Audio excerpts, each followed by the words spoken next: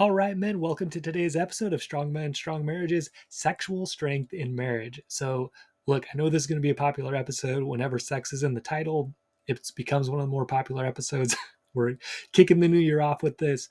And look, sex is an amazing part of marriage. It's what makes marriage special.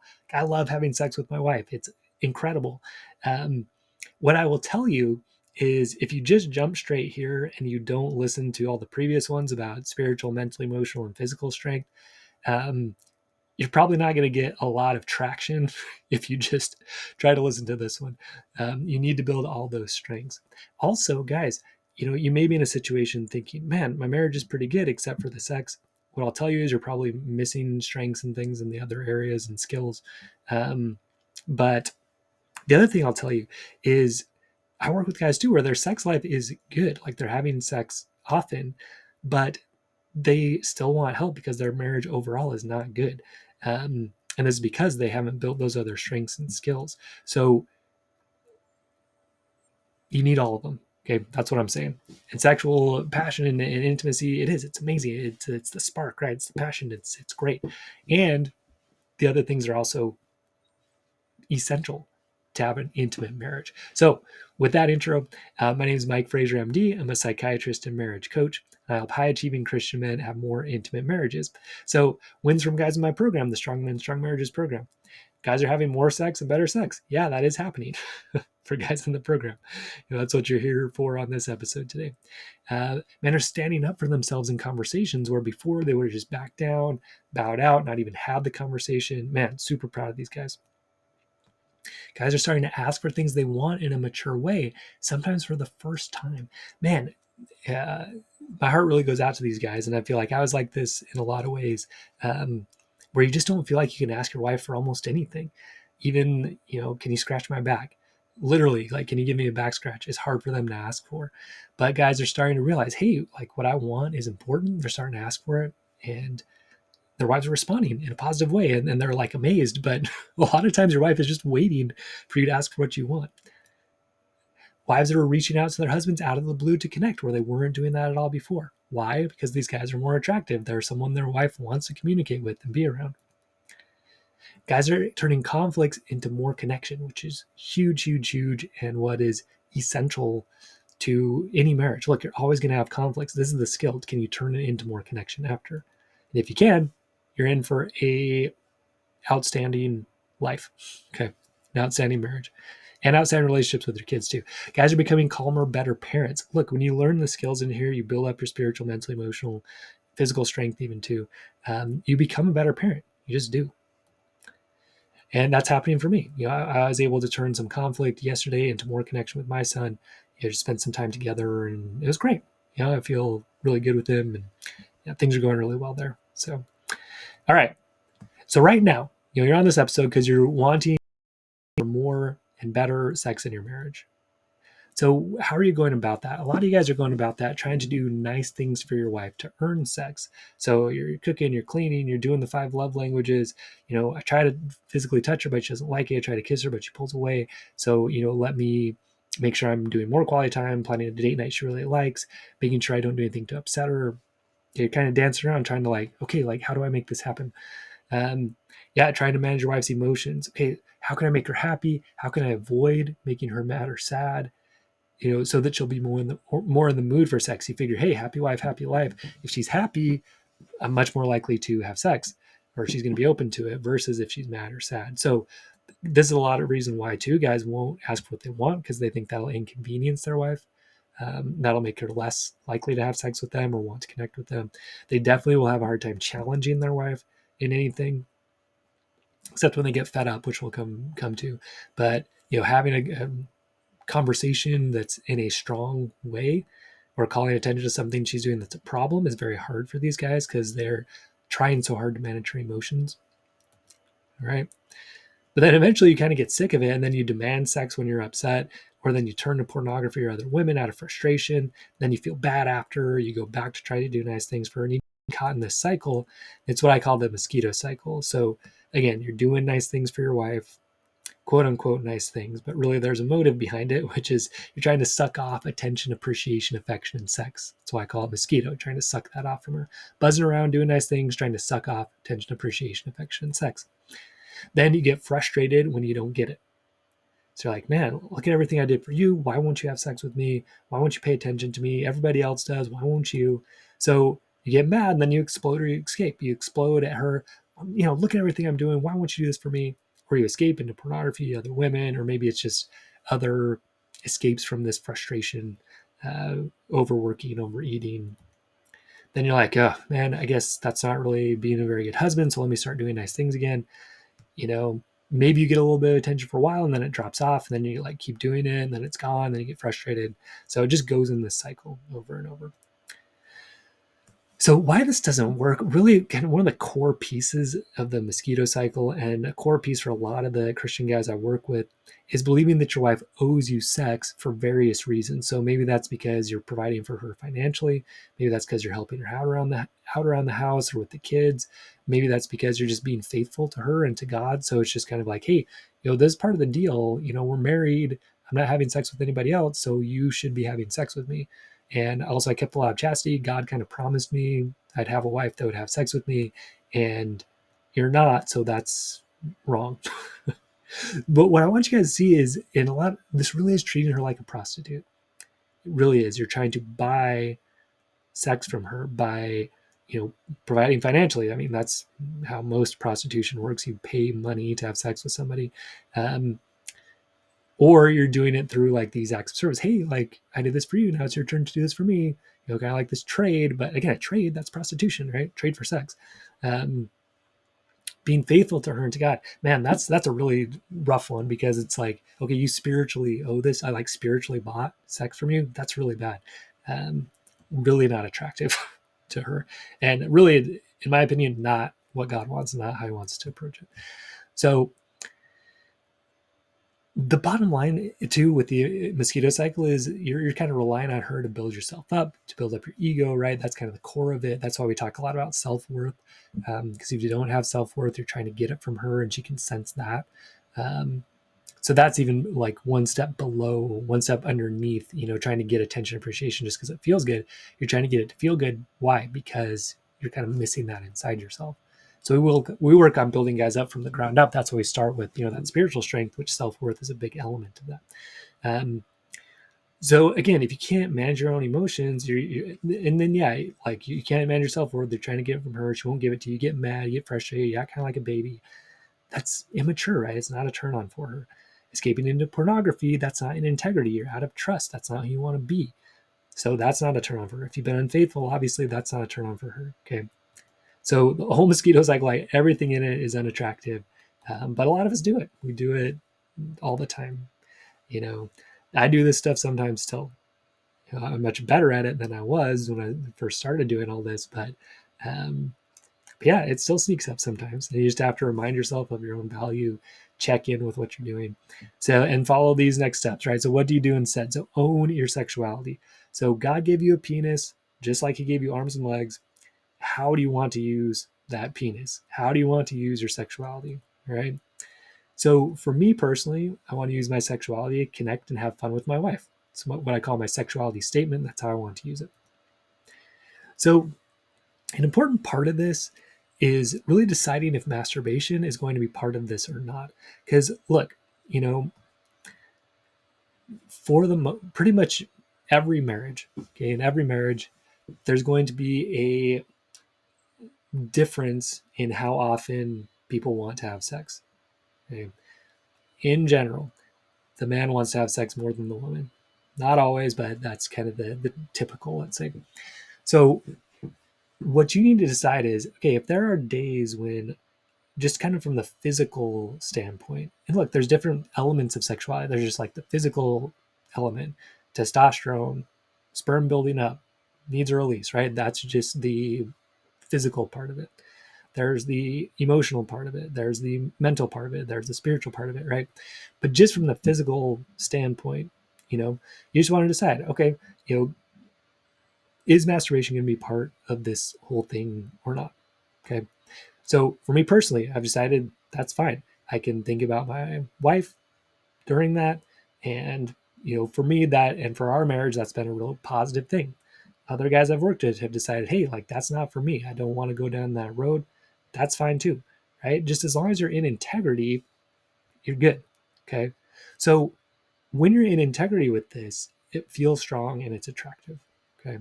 Also, guys, like, a direct prohibition of masturbation is nowhere in the Bible. You will not find it. So if you are hearing from anybody that it's 100% forbidden by the Bible, it's not accurate. So the other thing you need to do instead, so first is own your own sexuality, but next is understand what turns your wife on, understand her sexuality, right? So this idea of cold, warm, and hot is really valuable. I got this from a, a program called the Wing Girl Method. Her name's Marnie, but she's a lady who teaches guys how to flirt with women. Um, so, but basically, women are kind of need to be warmed up, whereas men don't as much. Usually, men are more turned on by visual things, so you can see an attractive woman and be aroused right away. For women, they kind of it's not so much like that typically. So, what will warm her up are things like, really, it's words and touch, right? So using to use your words and using to use physical touch in a way that's arousing to her. So things like compliments, genuine compliments, things like sexual innuendos, making little jokes, teasing, having playful touch, kissing. Okay, these are things that help a woman move from cold, where she's really not thinking about sex at all, to warm, where she's like, oh, okay, yeah, there's a little bit here, to hot. I also listened to a podcast the other day talking about how people sometimes have spontaneous versus a reactive arousal. So spontaneous meaning, yeah, it can just like come from within. Reactive or responsive meaning, yeah, somebody else kind of introduces it and then they can kind of respond to that. So for a lot of guys listening to this, probably you're more spontaneous, your wife's more reactive or responsive. Um, and so just understand that and learn how to get her motor running, so to speak, turn her on, whatever euphemism you want to for that. So for more of a breakdown on this, go to the How to Flirt with Your Wife um, podcast. So search through this podcast and look for that. There, I did kind of a full episode on that, and then also for a watch for my book. It should be coming out around February of next year. I know I've been saying it's coming out for a long time, but I'm close. So yeah, and we'll have a little book launch for that, and I would love to have you guys be involved in that. Because yeah, it's good. It's a good book. So the other thing you can do, watch romantic comedies. See how the leading man talks to his woman.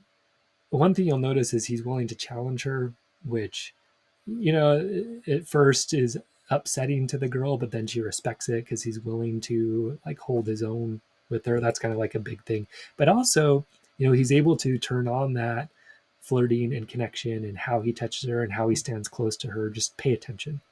Okay, Bridgerton is a good one. Female driven. Girls like watching that one. Outlander, another one you can watch. Both those are on Netflix. So again, for women, words and touch, right? That helps warm them up versus more visual for men typically. So what you want to do, right, for the best sex, you want to integrate that physical desire, which is like, man, my wife is sexy. I'm just like animalistically attracted to her. So you pair that with emotional desire, like, man, also look at what an amazing woman she is. Man, like, look at what a great mom she is. Look at how she takes care of me. Look at how she takes care of our family. Man, like, she's so beautiful in every way. I love her. And this is the woman I choose. Like that, when you come at her with that energy, that's very attractive to her. When you look in her eyes and that's what's coming through, super attractive, right? Super powerful. Versus just looking at her like, man, I'm turned on and you're around, and like I watched porn and I'm actually thinking about that, but I want to have sex with you. That's really not very attractive to her, right?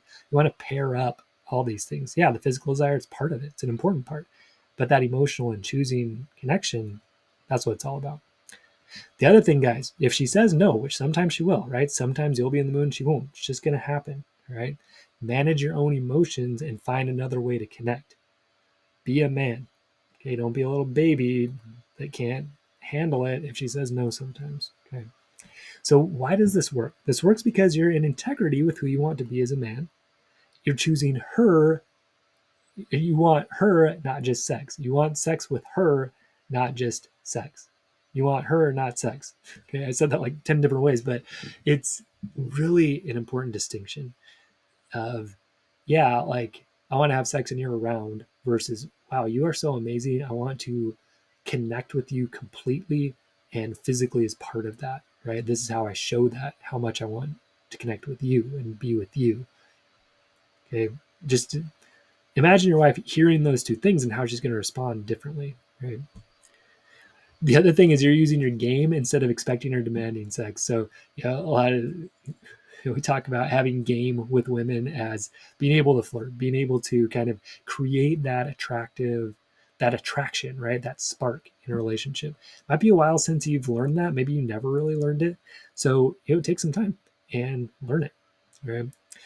So instead of expecting or demanding sex, which again goes back to that treating her like a prostitute thing, which is not attractive, versus being able to connect with her and bring up those feelings in a way that feels fun. It's called game for a reason. It should be fun. Sex, we want it to be fun, passionate. The other thing too, you're managing your emotions and still wanting to connect if she says no, because look, she can't really say yes to sex if she can't say no. Meaning, if she says no and every time you're going to fall apart, okay, she's in a rough spot, because she can either choose to have duty sex with you, which is not fun for her. She's not looking forward to it next time. Or she can just choose to shut you down all the time completely, which is definitely hard for you, but maybe a little bit easier for her. So, again, the way out of it, manage your own emotions, right? Make it about connection, find other ways to connect, right? So, all of this, it's very attractive to her. It shows strength. Now, caveat to all this, right? Your wife does have some responsibility too. Okay. And so if you've built up all your strengths and skills, right? And she still is always saying no to sex, right? That's probably time to start making some requests. Hey, can you go to therapy to start working on this? I feel like I've done a lot of work. I feel like I can approach it in a way I can be proud of. I just can't be refused every time. I want marriage. Okay. So that's a reasonable request to make, and we help guys make those kind of requests often in the program. um, but again, what you cannot do is just say, well, you have to do this because you know that's what I want, or you have to do this or I'm getting divorced. Okay, you have to become attractive first, and you have to understand how the female sexual response works first. Okay, that's what's going to make it much more effective for you. Okay. So, what skills do you need for this to happen? You need self worth and self esteem. So, you block that mosquito cycle from you needing sex to feel good about yourself. Okay. You already feel good about yourself. That allows you to come to her from a place of choosing her versus needing her sexually. Right. Being attracted and loving towards her versus feeling like, oh, I'm so empty. I need you to have sex with me so I can feel happy or valuable or manly. You need emotional maturity and strength, okay, to manage if she says no, to also channel your sexual energy in a productive way. You need mental maturity and strength to be able to manage your thoughts around sex and how all this works. Sexual maturity and strength is the big thing we're talking about. You also need communication and intimacy skills, right? You need some game. You need to be able to have fun, flirt. You also need to be able to get through conflicts to more connection, which the makeup sex is a real thing. If you have a fight and you can come back and repair after, sex is often part of that. So learn all of this in Strong Men, Strong Marriages, our program, right? We'd love to have you. So visit strongmen.io or click the link in the show notes and apply to join. You'll fill out an application. We'll get back to you with the best next steps. Also, remember to join our mailing list on that same website, strongmen.io, so you can ask your questions for our Friday Q&A. We're going to start gathering those and start that. We'll start it up. We'll see how it goes, for a few months.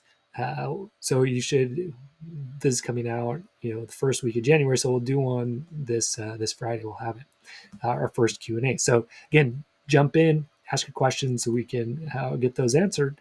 I want to interact with you guys more, so we can get to know each other, build stronger men and stronger marriages across the world. That's the mission here.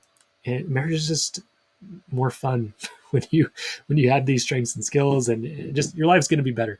And we'd love to help teach you these things. So it's not just me anymore. We've got a team that helps all this happen, which is really exciting and has added a lot to our program.